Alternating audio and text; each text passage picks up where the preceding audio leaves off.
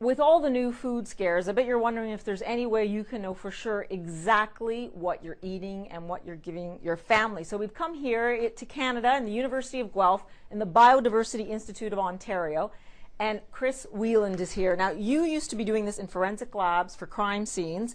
You've brought CSI really to the butcher here, and what we're starting with are IKEA meatballs.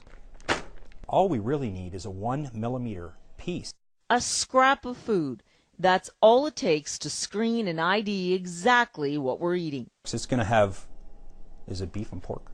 Now that I've tested all these products and the DNA extraction, while not perfectly scientific here but demonstrated for CNN, is what the barcode of life is all about. We can incorporate it into all large manufacturing companies' quality assurance and quality control procedures so that they go out and do DNA testing on their products. Dr. Paul Hebert first conceived and developed the barcode of life and explains why it can and should be used to prevent food fraud. You can move from a tiny piece of an organism to a DNA sequence that tells you what that species identity is within a matter of about an hour to an hour and a half, and it will cost you about $2. So there's absolutely no reason that the food marketplace isn't being screened aggressively to stop substitution. Leading science like this really can be like a crime scene investigation.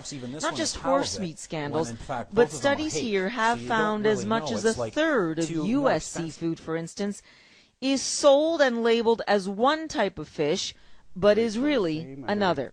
Despite this, so the behavior on the side of the market hasn't changed a lot. Why do you think that is? Money. Substitution always happens that the cheap stuff is on your plate instead of the expensive one you pay for. So consumers can change that. Small meat specialty shops like Rowe Farms in Canada are already controlling and scrutinizing supply chains.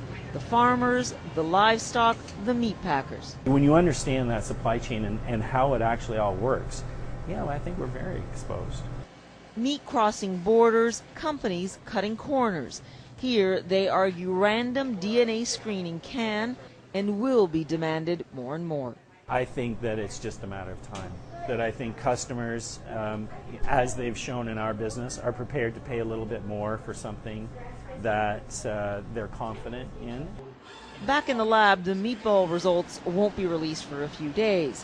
What's certain, though, as an investigative forensic tool, the barcode of life can bring leading-edge science straight to the supermarket.